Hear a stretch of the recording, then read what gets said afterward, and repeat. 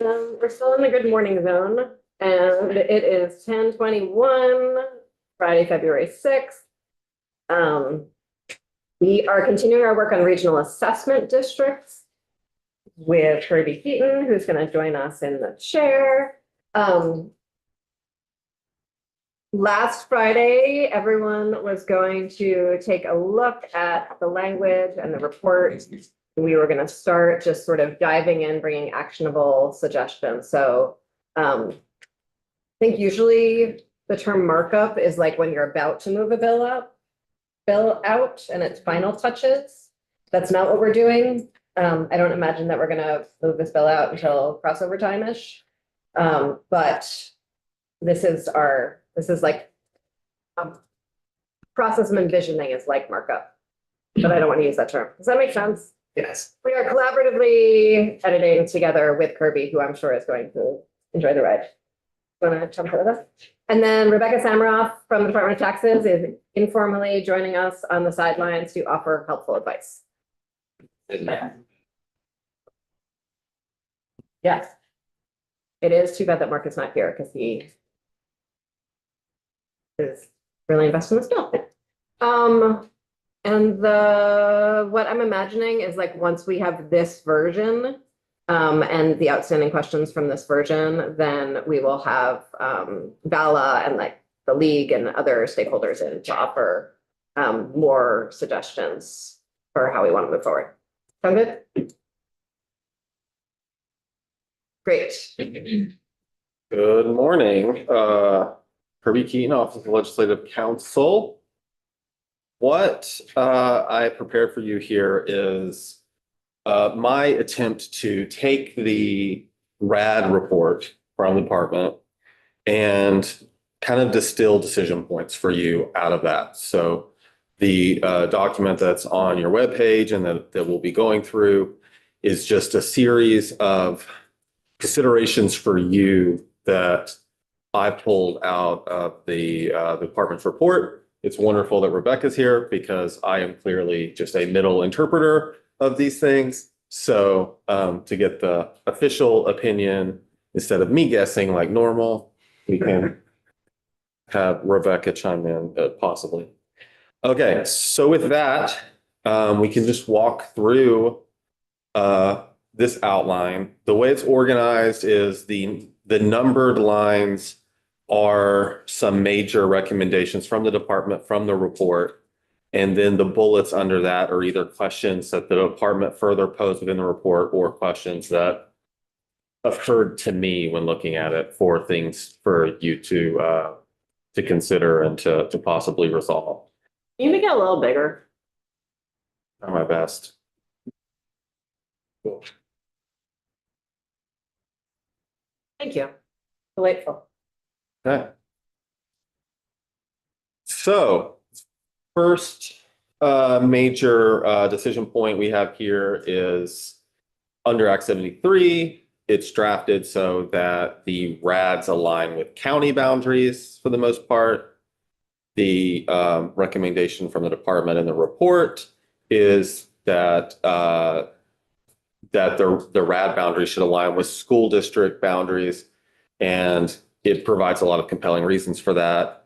That, you know, the municipalities that are lumped together for education funding, it makes sense that they're also assessed collectively, right? The questions that we have to sort through, though, is where we are in the process, right? Very serendipitously, we had a map revealed yesterday. Took a look at of 29 potential school districts. When I put together this outline, I didn't know that was going to happen. So part of the question was like, are we going to have? So you'll see, what if the school districts are not decided? I do have an update though. I got some feedback from Abby Shepard at the department, who, you know, she gave some suggestions for how we could contingently possibly draft this. So if you want to move, and I agree that we could figure out a way to draft this where things align with the school districts if you want, even if it's unclear while we're drafting it what that's going to be.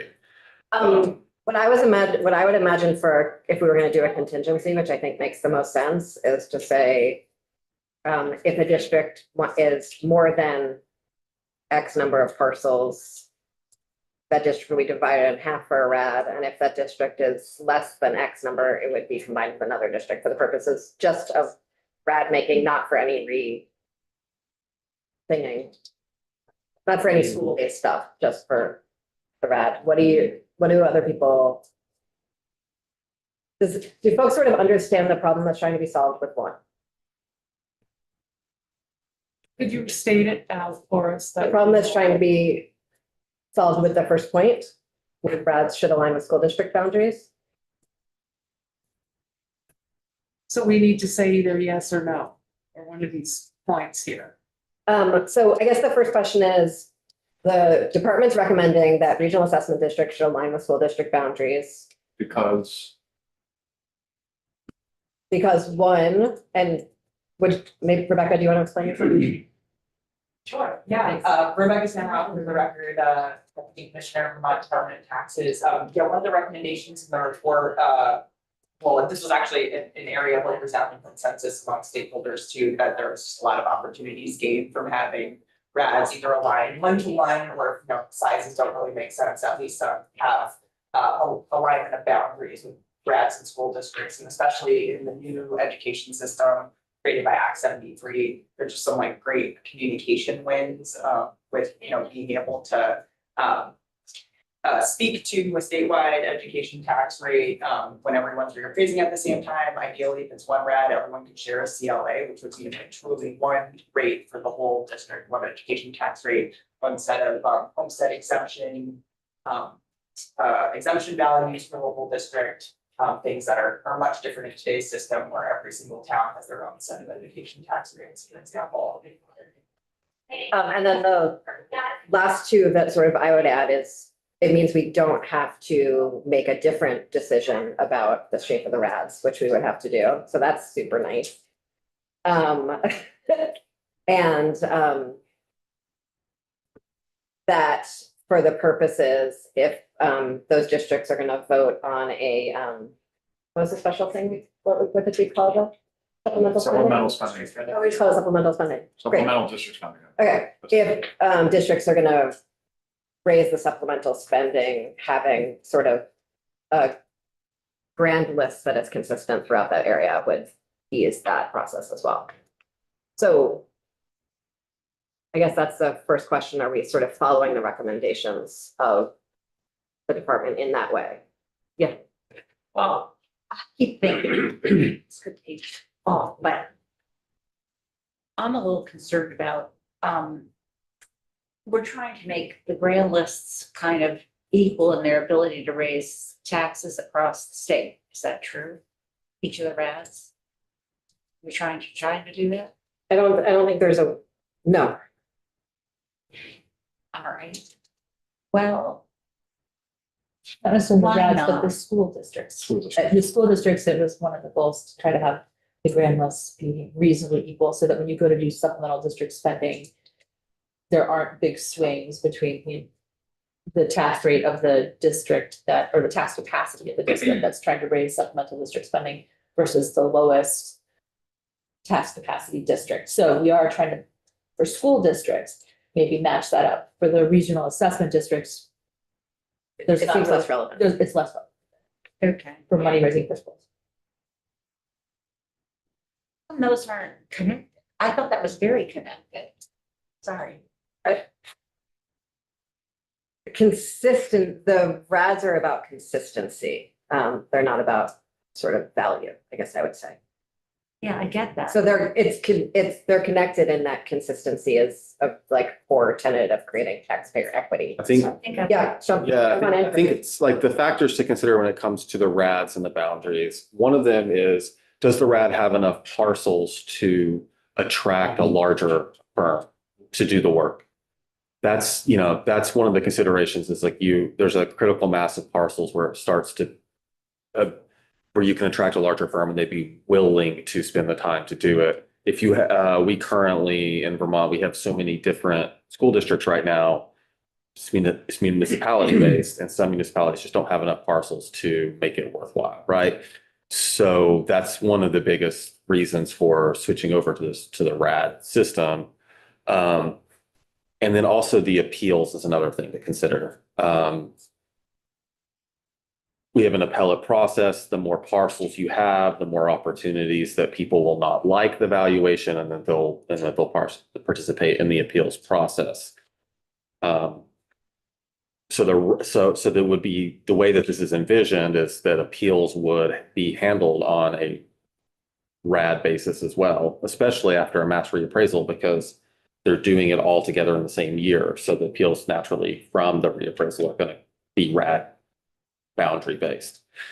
So those two things together is trying to have roughly the same number of parcels for each RAD, and then also having a critical mass of parcels within each RAD to make it attractive for appraisal firms. Those are the big issues. And then the statistic, you wanted enough parcels for like quality statistical analysis, right? Yeah. But, Oh, yeah, well, I'm still, okay. because for the communications and the speak to the rate, but this is only about the reappraisal and the CLA and homestead exemption. And but doesn't that relate to what the district will decide to be asking for supplemental districts? I see, Not this, I'm really. making a connection that I'm not supposed to be making, but I don't know why I'm making it. But how would you know why I'm making it? I definitely don't. Everyone's head around this table, sometimes that would be useful, but I think our brain would explode. Yeah. Representative Holcomb. I mean, it would be very convenient if school districts' boundaries aligned with RADs. You could have more than one district boundary within more than one school district in a That's what RAD. I'm- And I think that's where you're getting. That's what I'm. But in addition, you need a provision for realignment of RADs. Because even if we issued maps this year, school boards still have the authority in statute to change their district configurations, and we can assume they'll continue. So any assignment this year is only temporary anyway. Well, so the dates that this would be effective would be a little bit out as well. But I agree that there would need to be a provision for realignment. So also, I would note that we'll get into some of this later on in the outline, but the department has pointed out that we're looking at a 6-year reappraisal cycle. So after this comes online with the RADs, it would incrementally come into effect over 6 years. And that can be a lot of time when you're talking about legislative time. And so the opportunity to revisit after 6 years and see how things are going is probably expected. So you're kind of setting it up to get it going, and it's going to incrementally kind of come into effect, if that makes sense. Oh, wait a second. I just want to point out that because there's a map at the education committee, nothing's finalized yet. So that's gonna take a while. So what we're talking about, this is conceptual, right? Yes, and that's what I was saying is, we could probably draft it in a way where we align the RADs with the school districts without knowing exactly what they're going to be yet. Like we could hopefully figure out a way to do that if that's what you want to do. That's my point, because even, let's say we voted on a map, that might not be the map in 2 years. Because this is organic, I mean, this changes over time anyway. And so I think we're trying to design policy not for next year. I mean, I think we're hypothesizing a dependency that is kind of a distraction right now. So are we thinking that because we're using this to do the reassessments, is it also the supervisory district? These same areas of towns would also be a supervisory district for governing schools? Or is it just for the reassessment? It's all we're talking about here is the reassessment districts. The department hypothesized that it would be convenient if we applied the same geography to the regional assessment districts as the future school districts are. Yeah. Because that would be convenient. I think that it would be Okay. convenient, but does that then also mean for reassessment purposes, you have to have, you're gonna put them all together, lump, they should be similar, like a lot of farmland or a lot of woodland, or we don't need to have that? I don't, in my reading of the report, that was not necessary, and No, I don't think there's, that, something like that would be necessary. No, reappraisals are, often, done municipality by municipality with, their diversity of property types in that level. Why do we have to make a reassessment district at all then? Why don't we let the assessor do it? Whatever chunk of Vermont he wants to pick, Yeah, well, I mean, these are. can do it a year? I think Representative Higley loves your idea. But it's sort of the It's opposite. the first time today you smile. I think that's counter to the purpose of the statute that we passed last year and that we are trying to implement this year. The idea is we're moving to larger swaths of regional assessment areas Why? to create consistency of the grand list for taxpayer equity, and so that we can have enough so that reappraisal firms will bid on the contracts. Representative Wozniak. Could we do some sort of? I understand it would be convenient if we did by school district.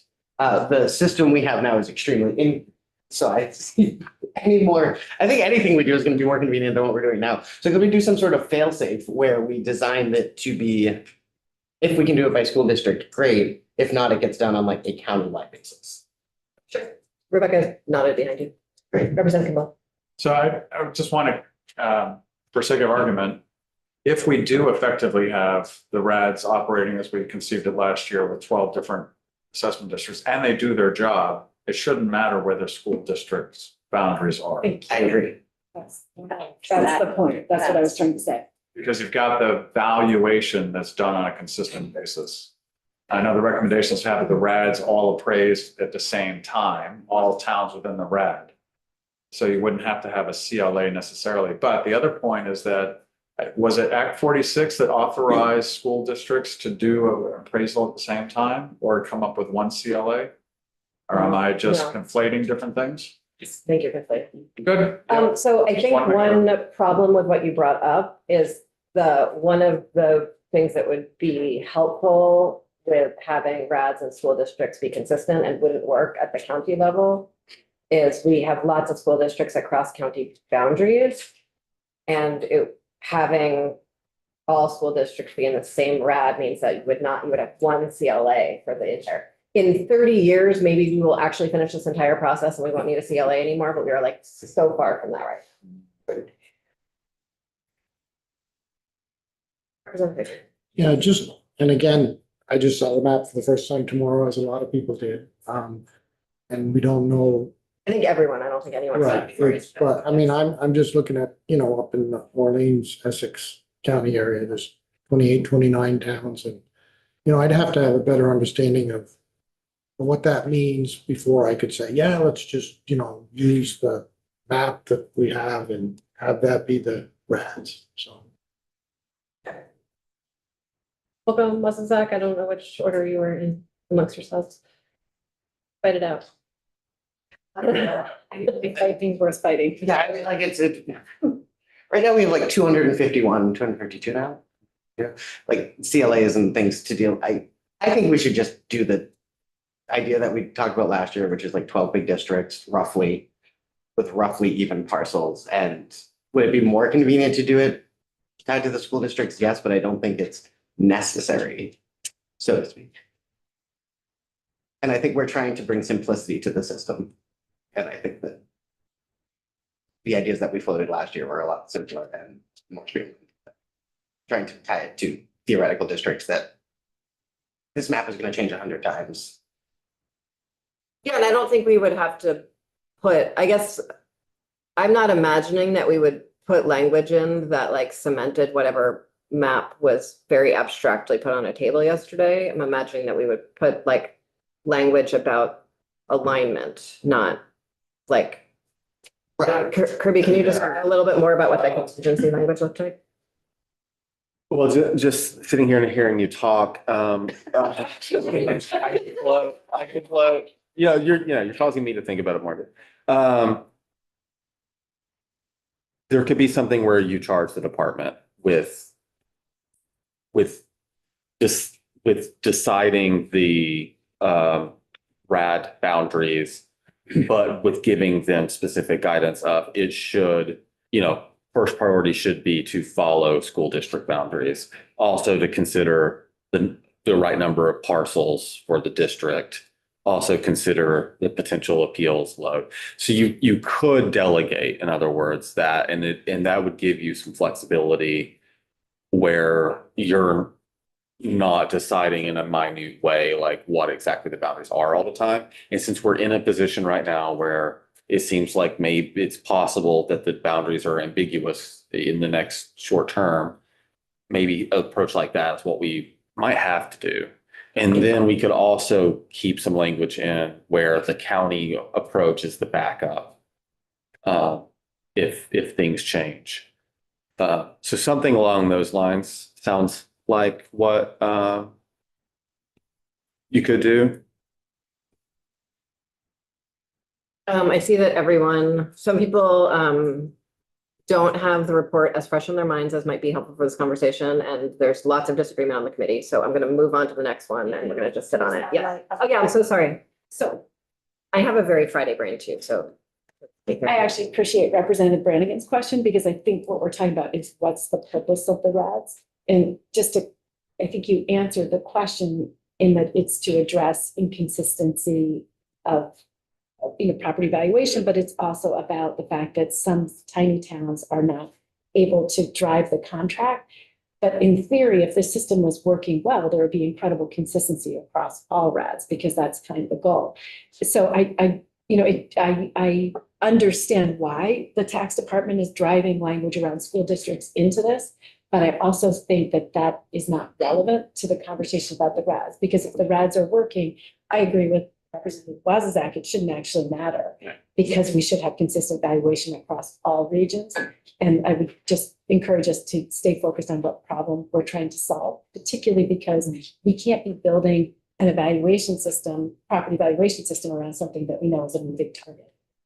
I appreciate that. I think the idea that RADs are going to very quickly create consistency between them is really incredibly overly optimistic. I really think it's going to be like 20 years before that happens. 100% agree. I also don't think larger districts are going to solve special education problems. I mean, I think that's Sure, true for yes. everything we do. Yeah. Okay, let's move on to the second Two. bullet point or number or whatever you want to. So number two big question is, this is one of the bigger questions. The recommendation was that the RAD municipality should be required to replace on the same schedule and be considered a single entity for equalization. Within that, though, the department is recommending that they not be required to jointly reappraise necessarily, but giving, at least in the short term, the first 6-year cycle, perhaps, to allow some individual reappraisals, as in some municipalities, they wouldn't be required to work with the other municipalities. They could hire their own or go their own way. So that's the recommendation. Yes, they should have to reappraise on the same schedule, that is in the same 6-year cycle. And yes, they should be considered a single entity for equalization. As in other words, since they're reappraising in the same years, the equalization study will treat them all as the same unit. That's the recommendation. But they shouldn't be required to reappraise. Okay. Anyone have anything on that? So is that just giving the department the flexibility of not requiring them to be done jointly? I mean, that's what. There's language in Act 73 of requiring Yeah. joint reappraisal, which means, making them work together. And the departments, they had their working group, their or that, you know, and so I imagine that the historic commission is partly on the feedback from those folks. But yeah, that's their recommendation, and that's the decision for you is, you know, what to do about whether you're going to require a joint reappraisal. I think the rest of it is in line with what you already decided with Act 73. Same reappraisal schedule. I don't think anyone's considered anything other than that. I'm concerned about individual reappraisal municipalities. One, because it puts the department in a difficult situation about having to decide when that would be equitable and when it wouldn't.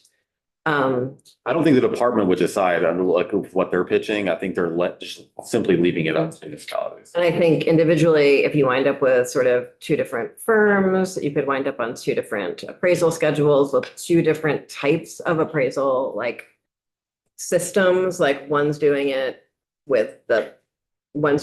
in-house and one's not, like inside people's houses, and one's not doing it inside people's houses. And then you have some sort of equity variations between towns within the same RAD. It feels to me like antithetical to the purpose of the RAD. I don't, but yeah.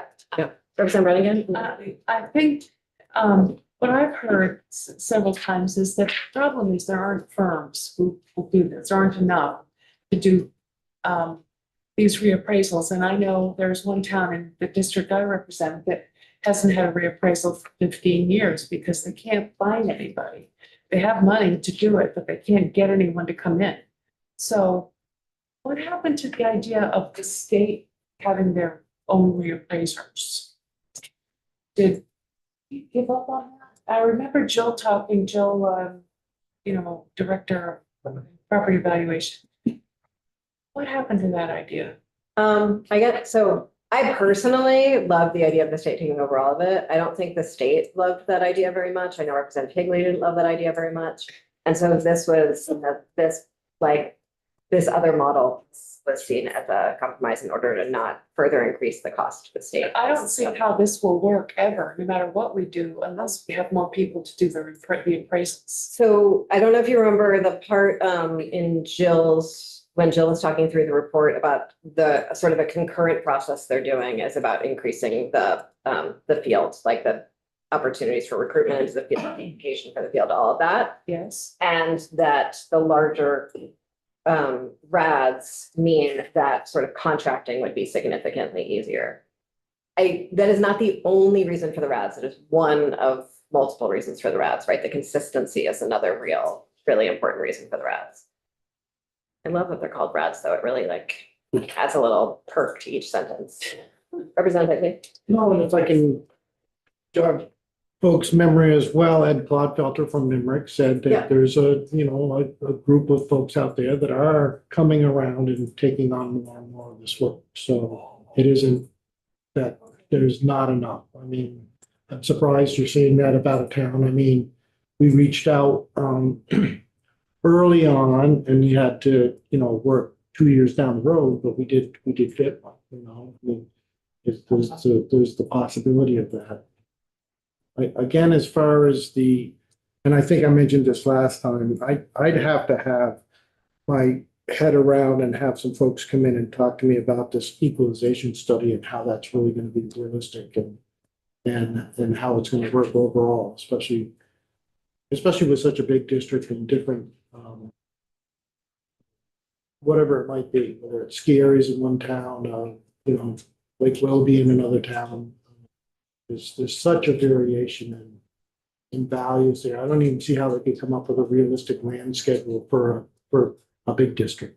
I just can't believe it. I can't understand. I can't get my head around, a land schedule alone in a huge district. You need a district in terms of a RAD with 4 or 5 towns. Right. Yeah. Right. I'm with you there. Rebecca, do you want to share some sort of more context on why? Sure. Well, maybe I'll let you finish your sentence. Nope, I'm done. More contact for the discussion, I think would be great. Just, a reminder from our January meeting testimony from the date of heard it. There was, I'm hearing some confusion, from members around like, how does this achieve the goal? And I totally understand that because, I just want to remind that our really kind of like general, like the style of this proposal was kind of like a walk before run approach to regionalization. And that's, exactly because of some of the issues that members pointed out today, like workforce capacity. Like I really truly don't feel like we would be successful taking over this work, at the state, in the very near term. Really, you have to build up this workforce. We'd be cannibalizing the same, expertise that's needed at the towns right now as well. Unless the state were to like take over 100% of all of Grand's maintenance, which was, a big resistance to that idea when I think it was actually pitched in our first report in 2024 as a potential way to regionalize things. But so a lot of these things, making the joint contracts not mandatory is kind of part of this walk before running. We really a lot of the policies we're recommending here, including the alignment with school districts, is really like creating this connective tissue. So it's really, just to really encourage municipalities who are already thinking like we're going to have to operate differently in a 6-year cycle just to make things work. Just make it so easy to work with your neighbors. Same timeline, same school district, same CLA. And there is really something there with tying school districts to RADs, because if those lines intersect, if those are not in alignment, then you will have towns where you're phasing at different cycles. The vision of the RAD is like, this is a group of towns that are rephasing on the same 6-year cycle. You want all the towns within your school district to have the same grand list age, because that reduces, to the extent if there are still, CLA differences or just general, differences in timing and property evaluation, you want those like reduced as much as possible. So taxpayers within the district are having as similar an experience with their tax bills as possible. So, but yeah, just like that framing that we're kind of feeling this has to be an incremental approach to regionalization. We're trying to lay groundwork that can eventually be built upon with additional policies towards either centralization or regionalization as we hit some of these baseline fundamental needs like workforce, doing our audit of reappraisal standards and outcomes right now, so we have something to benchmark progress against. We can really evaluate how things are going in these larger districts. A lot of this a lot of opinions based on anecdote in this space right now, and I think that's like another really key foundational need. And then some of it just like give us time to do some of this work, like standardizing some contract language that will also really help municipalities get over some of these identified hurdles to actually contracting together. There's a lot of interest out there, but it's like with a lot of it's new territory for folks. We just really want to try to streamline that as much as possible. So it's not an instant fix the way that we have proposed, rolling out these policies is really, kind of a stepping into what's needed to consider further regionalization efforts.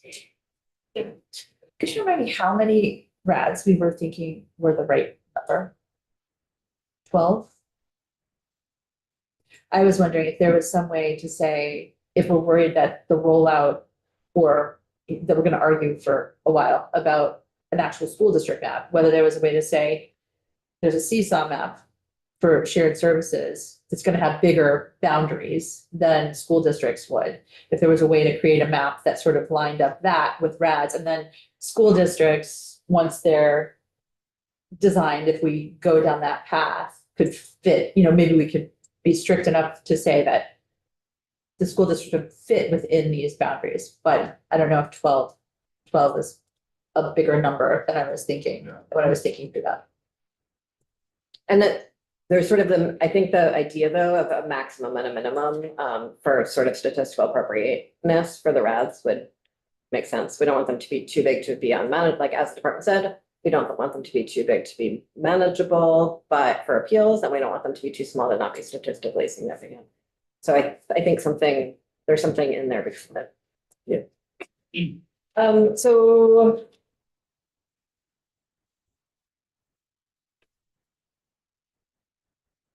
let's go to the single entity. It's the equalization study question. CLA, yes. I say a firm yes. How do people feel about that?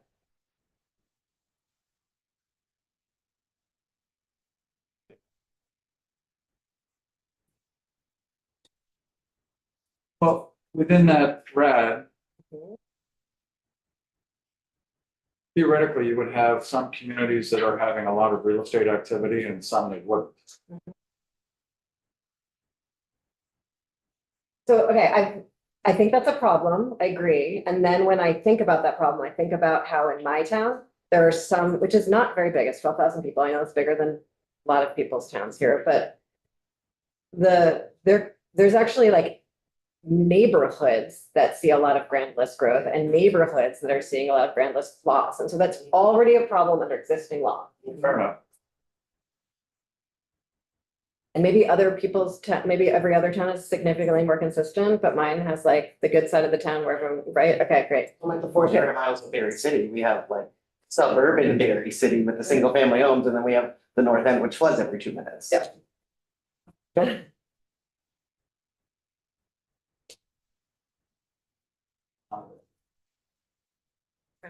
And in my neck of the woods, I tried to get in my mind what this would really mean to us. And I said, does that mean all farmland or all woodland? And people said, no, not necessarily. So then that gives us problem you're experiencing with your neighborhood, some growing, some not growing. So some areas, some farms, some property. I mean, it's just so how, I don't see how a single entity could be helpful in those circumstances. Well, we already have a single entity, it's the municipality, and that's not working. And so, Add some clarifying language. Is this what you mean to the equalization studies statute regarding a single entity? That's what you're talking about? yes. And I don't know what they mean by single entity here. Kirby, do you want to clarify? Yeah, so it's for purposes of the equalization study, treating the entire RAD as one municipality, you could say, one, like when I say entity, it's just so that the equalization study work is done for that entire area instead of doing it municipality by municipality. The reasoning is that they're reappraising on the same schedule, they're working together, and so things should be in line. So for purposes of the equalization study, treating them as one unit. Okay. Got it. Thank you. So on to 4. Oh, sorry, 3. Okay, that's 3. Well, there is don't want to skip over, I mean, there's the recommendation from the department to have PVR establish common standardized contract terms and outcome expectations for reappraisal contracts. There was some talk of this in Act 73, but the department's report says, yes, we want to do that. I think Rebecca said a moment ago, in this walk, don't run period, they want to be able to flesh that out over the next few years. So that's a thing there too. Can I just ask if you need rules or guidelines sufficient? Is that a me question? I think so. Yeah. Because in with ACCD, we asked them to come up with guidelines, not rules. They pushed back because they didn't want to take the time on rulemaking. Yeah, I think we had. I remember the terms through rulemaking being in the report. And sorry, this is more of a, my legal colleague question. So I can get back on a clear recommendation there. I think through rulemaking was our vision, but I'm not. I think because essentially they're telling municipalities what to do rather than establishing, like with, say, CHIP, right? Like guidelines are about like, people are voluntarily entering the realm of ACCD to apply for something. And so a guideline makes sense. But if you're like Yeah. mandating, you need a rule. I mean, if you want Oh, thank you. legal answer, the difference between a rule and a guideline legally is that once you go through the rulemaking process, it has the force and effect of law, the rule. So it's, as far as any challenges go, you're on a stronger ground if you have a rule. The flip side to it is a practical thing where the rules are not as flexible. It takes a while. I mean, I did note here, this is a Kirby note where it says, if you want to approach this through rulemaking, then start sooner so that those rules can go through that rulemaking process before the RADs come online. So I think that is something I would flag where need to prepare quicker if you imagine this through rules. Okay. Number 3, recommendation was to restructure the per parcel payment for reappraisal and grand list maintenance so payments are distinct. I reached out to get some clarification. The department's recommendation is to have per parcel payments for 3 different things and have those things distinct from one another because there's concern about what payments are for and how it should be used by municipalities. So distinct payments for one reappraisal, distinct payment for grand list maintenance, and a distinct payment for the equalization study and the work that goes into that. So that is the department's recommendation, is to not try to squish any of those things together when you're compensating municipalities, but to make them 3 distinct payments. There's this ancillary question when it comes to the reappraisal payment. The department's report points out a scenario where what do you do when you have the RADs, it's a reappraisal year for a particular RAD. You're not requiring joint reappraisal. So there's a municipality that has not joined with others. It's on its own.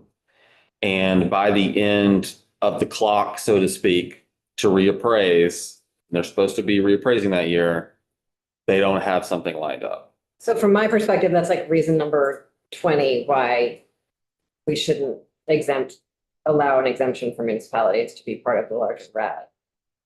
So what the department is suggesting in this case is to allow the department to step in, get a reappraisal contract done, and for the department to take on the municipality's work in setting it up and getting that reappraisal done. And they're also saying, like, if that's being done, then the department's holding those reappraisal payments instead of it sitting with the municipality for the 6 years leading up. The department's holding it so that when they have to step in, they use that money that was supposed to be for the municipality to pay for it, but then the municipality does not get the money because the state spent it on their behalf. Rebecca, can you clarify something for me? What is the difference in the department's mind, or your mind, I guess, you can only speak for your own mind, between holding a reappraisal payment until reappraisal time and the department paying for reappraisals? The department having for reappraisals. Versus holding the payment until reappraisal time and then issuing said payment to pay for reappraisal. Yeah, and I think that's a really important question, like a couple of steps, like further into rethinking or clarifying like the purpose and intention for these per parcel payments, because as designed today, it's like very fungible. Like we have one payment that's for grand list maintenance and reappraisal, so it's actually not clear to municipalities, to state even, what is the there's no like clear agreed upon share of like the state pays for this much, towns pay for this much. Towns get this amount, which they only spent it on reappraisals. They could save over 6 years and it would amount to a little more than half of the per parcel cost of a reappraisal. $100 per parcel is kind of, that's the going average based on PDR data to date. We get anecdotes of per parcel costs that are above and below that, but that's our data average. So over 6 years, $850 amounts to just over $51 per parcel. So if it was just saved for that purpose, then you'd say like, yeah, state seems to be covering about half, municipalities cover about half. There's other costs baked into a contract besides just this per parcel reappraisal cost, especially because many contracts like include other grand list maintenance services from the same contractor. But that's like one way to think about it, but that isn't actually how statute instructs municipalities to use these funds. They say you can totally use it for grand list maintenance too, especially for smaller communities. That might be how they pay their, part-time lister or, a assessing contractor. So it's not realistic for them to be, squirreling that away for, paying for half of a reappraisal every 6 years. So, that's not, there's no real like shoulds in there yet in clarity. So, part of part of the working group's recommendation that we totally agree with is that like this conversation would really, benefit from isolating those two, brandless maintenance, which is kind of like the ongoing work of maintaining your grand list for education and for municipal purposes, but much more, heft is put on the education side of the ledger there. And then, separately, like what's the appropriate state payment to support municipalities in paying for reappraisals? Or should municipalities be paying for reappraisals at all? I mean, the working group had why it was not a monolithic topic by any means, a lot of opinions about what the appropriate share of state and municipal support would be. And I don't think we have a strong opinion on on that. I think clarity would really be helpful though, because it's definitely like a sense of scarcity for everyone, just not, this funding isn't enough to fully do either thing, so. Yeah, I was just thinking, if you have an amount that you're setting aside, whether it's at the municipality or an account, maybe a better bargaining power when you go to negotiate a contract for to contract someone to do the reappraisal. You say, well, this is the amount that we have, and so they don't think that they can. Yeah. Interesting question. So it looks like we're discussing kind of 3 and 4 simultaneously here, which is good. We're moving along. The only other thing within this that we haven't talked about is the department has mentioned before possibly increasing the reappraisal per parcel fee. They've pointed out that the $8.50 per parcel over 6 years adds up to about half the cost. But this system is generating taxes where 3/4 of the taxes go to the education fund on average, and about 1/4 goes to municipalities. So they pointed out, maybe you want to increase that fee to make those things about equal, which at the end of the day, based on Kirby's math, it's about increasing that $8.50 fee by about 50% they haven't specifically said that, but reading between the lines, that's what I'm seeing there. In that case, for the 75% state would be responsible for paying for the contract in the They municipality. would more or less be paying for 75% of the cost. Yeah. I think increasing the amount that the state pays for and how the state pays for the reappraisals, and separate from maintenance makes sense. I think it's a funny thing to sort of equate it to the proportion of taxes going in each place, because does that mean that if municipalities start drastically raising their property taxes, we're then gonna spend less on For sure. but so I'd rather not tie those two things too closely together because they're subject to change for various reasons, but it seems like if the state is the one initiating all of these changes, and even talking about sort of holding payment, I think it makes sense for the state to be sort of managing that and covering more of those costs. Especially given how much I sort of quibbled about the way people were using the phrase unfunded mandate previously. And I think in this, I think unfunded mandate would be a more appropriate thing to frame to use for our municipalities.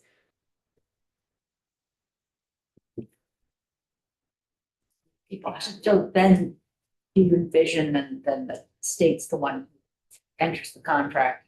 What's the contract like? There's rules governing what those contracts should look like, not guidelines. Which we just discussed. Yes.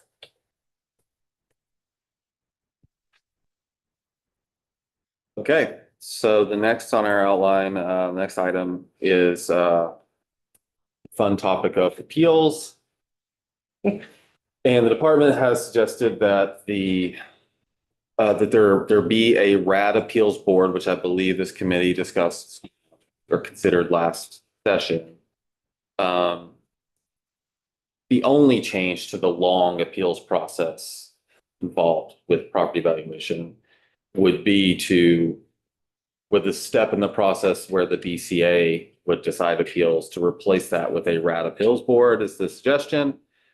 And then the departments further suggested that municipalities should collectively appoint panelists for those appeals boards. And they've given some suggestions about how this should be laid out, but I sought some feedback and was told that this is, as far as the details within this appeals system, within this RAD appeals board, that is not one of the department's most closely held We're covering suggestions. in case anyone's like, what is happening with Nolan? What's happening with Nolan? Poor Nolan.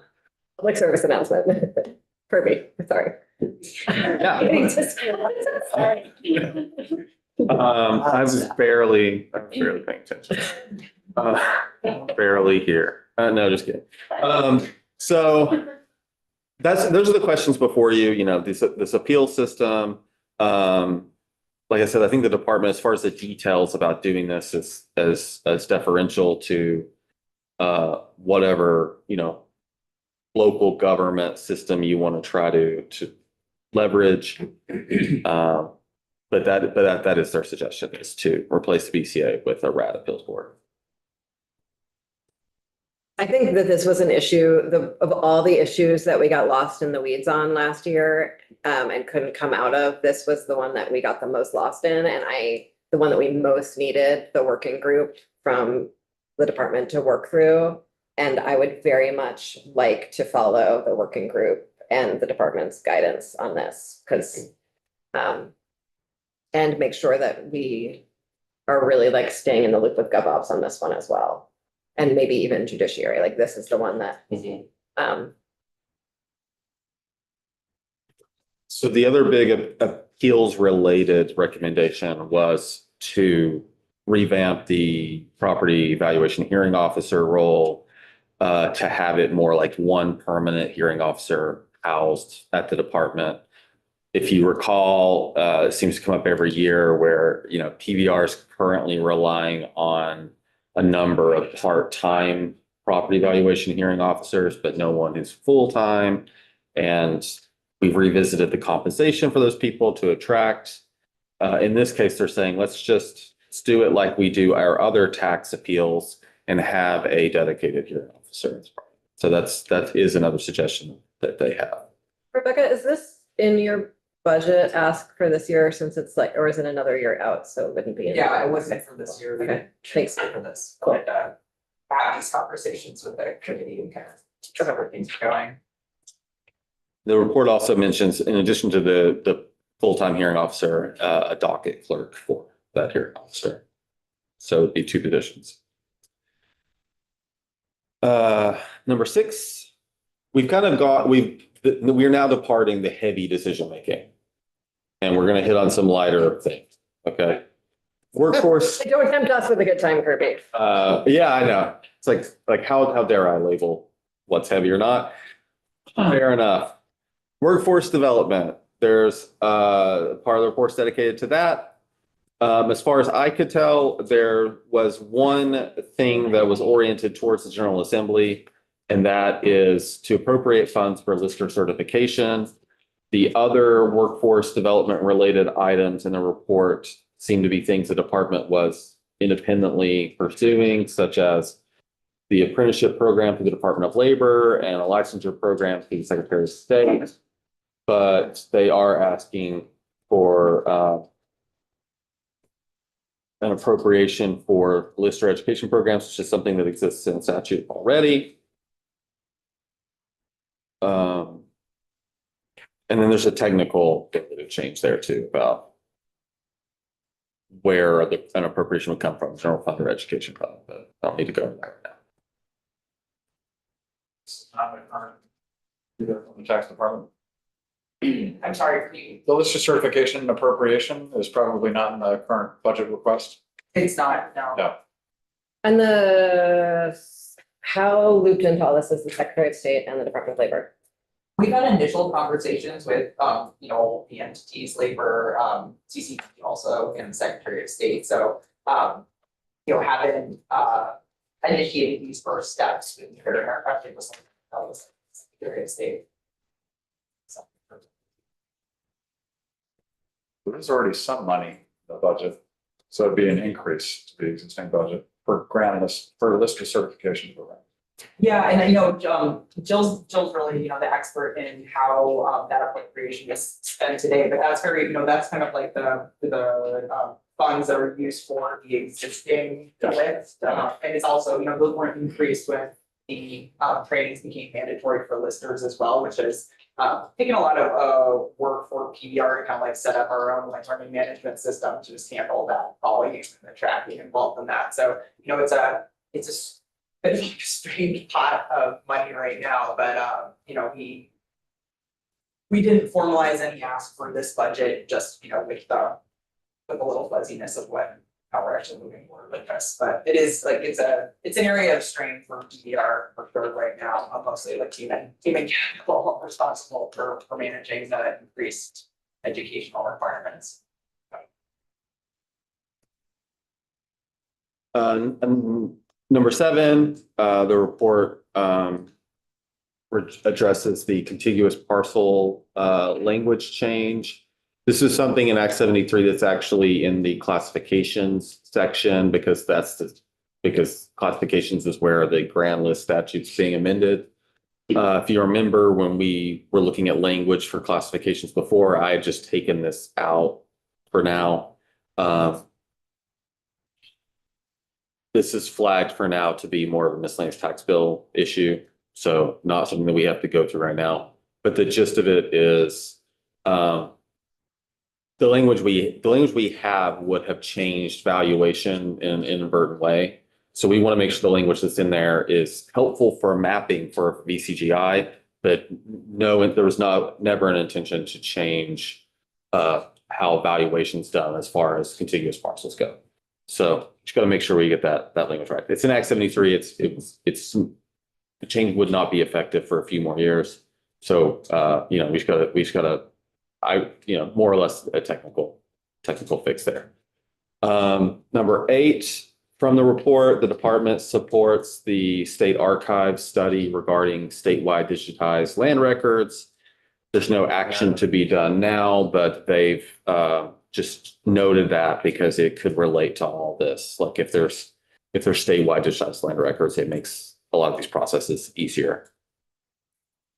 And the 9th item is the recommendation to have the January 1 grand list date. That's part of Act 73 right now. Also in Act 73, there was a request for the department to provide conformity language for making that transition, and that's provided in the report. Any questions or thoughts about any of that? Great. Rebecca, do you think it makes sense for us to have the Secretary of State and the Department of Labor in on this, or do you have like lots of work to do before any of that would happen? That would be my highest triage testimony. Well, thanks. We're only doing highest triage testimony right now, so thank you for that. Okay, great. You mentioned the appeals work, which I think is like a really exciting recommendation, and I do wish that we had spent more time answering our own follow-up questions on that one. So like that is, you talked about GovOps, and there are some questions I would love to just like get deeper on with folks that are currently sitting on BCAs, like as we try to tailor what the size of a RAD board can handle, I made a complex algebraic equation that has some inputs that I don't know, reasonable hours of hearing per member per day, things like that. That's the level of granularity we're missing there. That does have some, I think, pretty big policy consequences. So that's an area that I think would be really right for learning more about more people. I'm imagining that I will work with Kirby and whoever else wants to join me to turn this into draft committee bill language. And then we'll do one more sort of just run through to make sure we all understand what the outstanding questions are in it. And then we'll have all of the necessary stakeholders in to give us advice before we do another draft from there. I don't know where it'll go yet. Okay. It's unclear what vehicles are gonna arrive from other places at this current moment. Anyone have anything? Yeah. I would like to have somebody from PVR come in and have a demonstration on how a RAD would do an equalization study. Okay. That would be big. Okay. Yeah, I mean, if we're talking about the math and mechanics of, considering multiple towns in one city. Okay. Streams you're gonna have and throughout the RAD and how it would wash out overall, you know.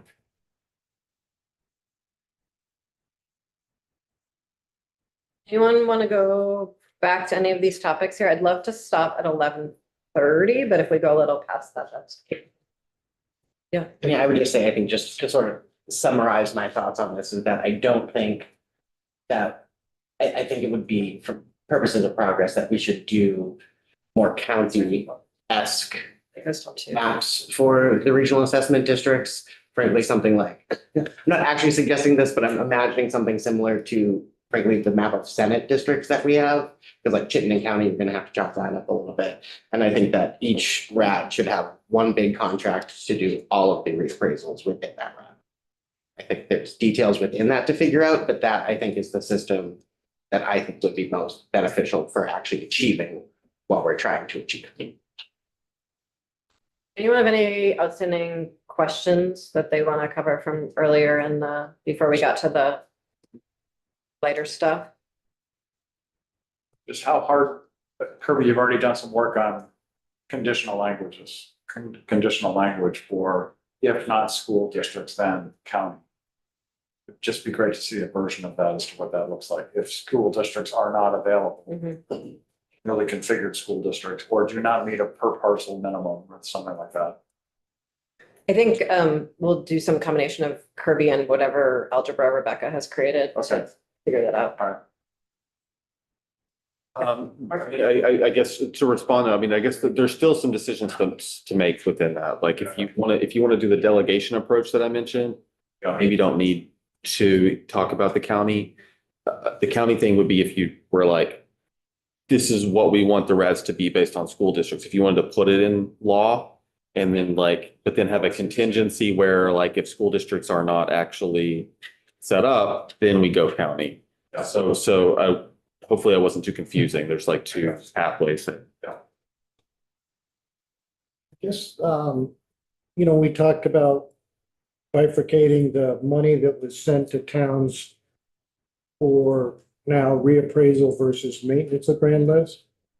I guess, I'd like to know, have some idea as to how much more that might be and how it might be broken out. I mean, how's it gonna be broken out per town for the maintenance? It's gonna be based on per parcel, is it gonna be, that sort of thing. I think it's important that, seems to me that there's gonna be quite an increase in money, and where's the money coming from? Comes from the general fund now, but how much more are we looking at? If you have suggestions on how to make that work well, that would be great, Is it enough? right? Because right now we do per parcel. Right, Maybe that's not the most appropriate way to do it. I don't know. So, Might be a minimum or something. and And now it's coming out of pilot funds, so not general fund, just for this year. it's coming out of what? pilot funds. Budget adjustment. Oh, I thought reappraisals came out of the general fund. Yeah, the recommendation was to take it out of the fund instead of the general fund this year. Which is a conversation we'll have. Okay. Other outstanding pieces from this higher up parts? Okay. Seeing none. Thanks for a good week. Yeah, we did cover a lot of territory. Next week will be very similar. I think we've been a little bit scattered in the last month of testimony, and so really going to try to repeat sort of the chunks from this week, next week. So we can continue to build on them. Anyone who has time to reread the report related to this now, probably that's a great idea while the conversation's fresh. Thanks. Jim, yes. Yeah, just to reiterate or sum up, I was thinking maybe I'm the only one who needs to reread all this stuff, but maybe we're all. I don't think so, no. Oh, the same kettle, you know? With a lot.